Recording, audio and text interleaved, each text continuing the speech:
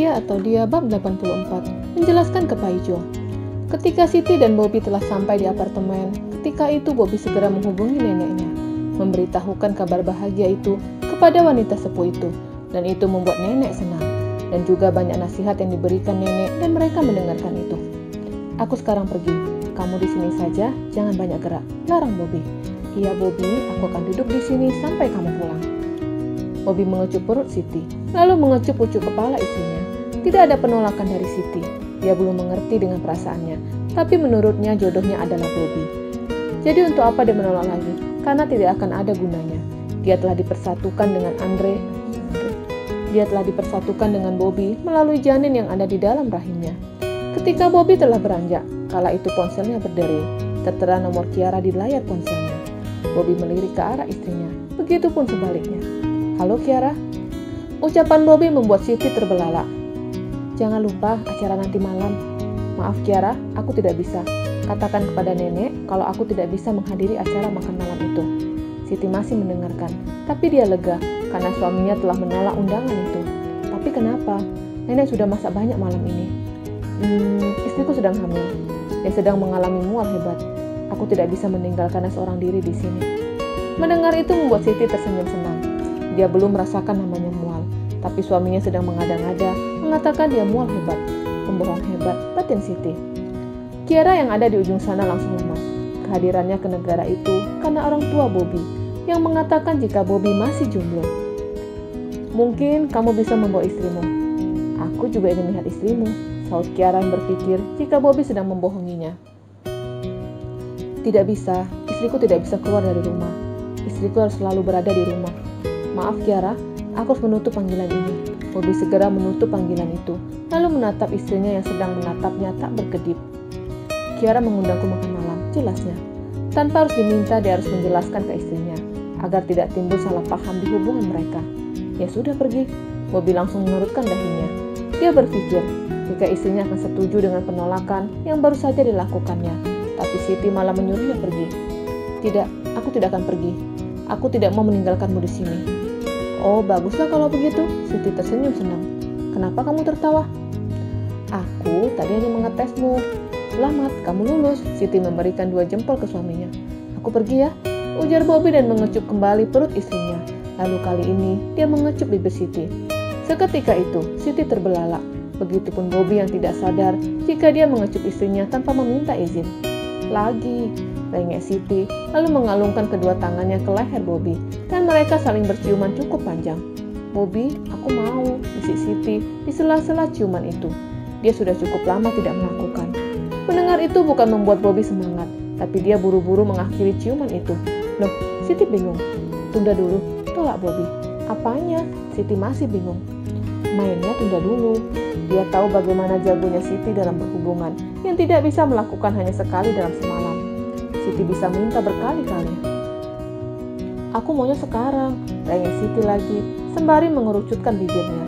Dia ingin kembali dicium Bobby. Tunda sayang, anak kita kasihan. Aku belum berani melakukan sampai dokter memberikan izin.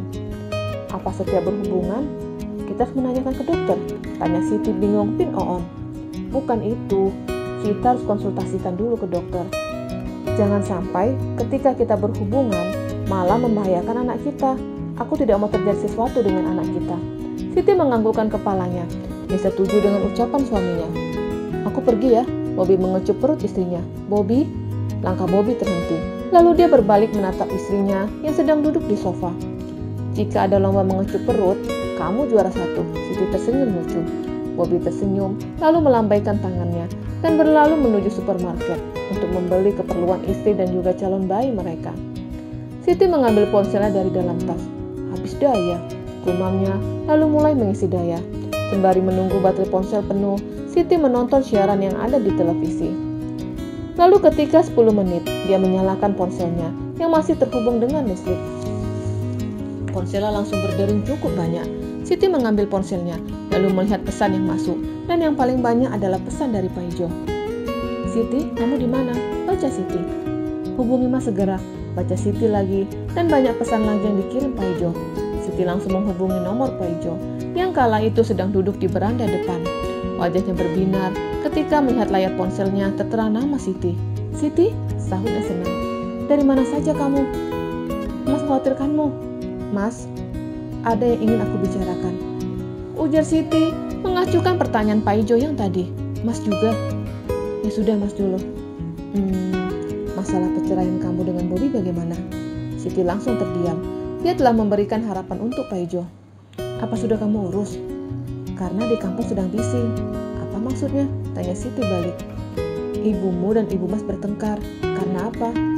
Ibu mas tahu kalau kita sudah bercerai.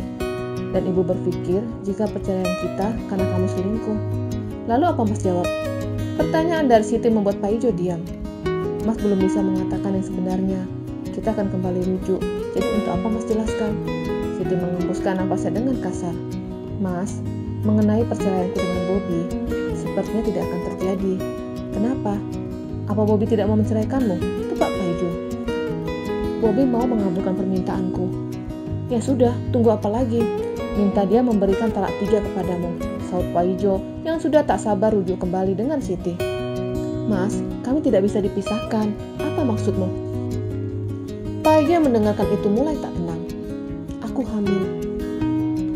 Seketika itu Pak Ijo langsung terdiam. Kata-kata Siti seperti petir di siang bolong. Jika Siti hamil anaknya, mungkin dia akan senang. Tapi Siti hamil dari pria lain, yaitu suami kedua mantan istrinya. Aku hamil anak Bobby. Tiba-tiba air mata Pak Ijo menetes. Rasanya dadanya sesak mendengar itu. Begitu lama dia dan Siti mendambakan kehadiran seorang anak dalam rumah tangga mereka. Dan ternyata Tuhan tidak mengabulkan. Dan ketika mantan istrinya hamil, dia bingung. Haruskah dia mengucapkan selamat atas kehamilan itu? Dari dalam rumah, ada yang mendengarkan percakapan itu. Tapi Ibu Jumi tidak dapat mendengar perkataan Siti.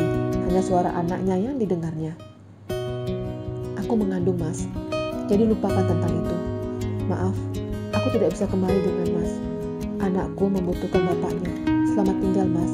Siti mengakhiri panggilan itu. Dan seketika itu Pak Ijo teriak cukup kencang. Air matanya langsung menetes dengan sangat kencang. Dan itu membuat Ibu Jumi khawatir. Oh no, apa Jo? Tanyanya panik, sembari menarik tangan anaknya agar masuk ke dalam rumah. Dia tidak mau ada tetangga yang mendengar ataupun melihat anaknya menangis. Jelaskan pada ibu, oh no, apa? Tanya Ibu Jumi yang kala itu mereka telah berada di dalam rumah. Siti, ujarnya menangis seperti anak kecil. Kenapa dengan Siti? Siti hamil bu, aku tidak bisa kembali dengannya. Ya sudah, itu sudah bagus. Jadi sudah jelas kalau Siti selingkuh darimu karena hamil duluan dari pria itu. Kemarin Ibu Jumi mengatakan jika Siti mandul, dan sekarang ketika Siti hamil, dikatakannya Siti hamil duluan. Awalnya dia menyayangi Siti, tapi karena kabar itu membuatnya mulai membenci Siti. Dia menganggap Siti mempermainkan anaknya. Bukan bu, ujar Pak Ijo lagi. Bukan apa, desa ibunya yang tidak suka dengan ucapan anaknya sepotong-sepotong. Wes toh Jo, lupakan wanita itu. Dia memang tak baik untukmu. Wanita masih banyak, gak usah takut atau sedih. Ibu yakin jodohmu ada, bukan dengan Siti, tapi dengan wanita yang lain. Ujar ibunya menendangkan. Tidak bu, orang apa? Tanya ibunya lagi. Aku tidak memiliki jodoh siapapun. Hari tuaku akan selalu sendiri. Tidak ada wanita yang akan menemaniku. Aku pria yang kurang beruntung. Apa maksudmu? Ibunya bingung. Aku ingin memiliki sebuah keluarga. Tangisan seorang anak bayi sangat aku inginkan. Tapi apa daya, aku mandul. Bersambung.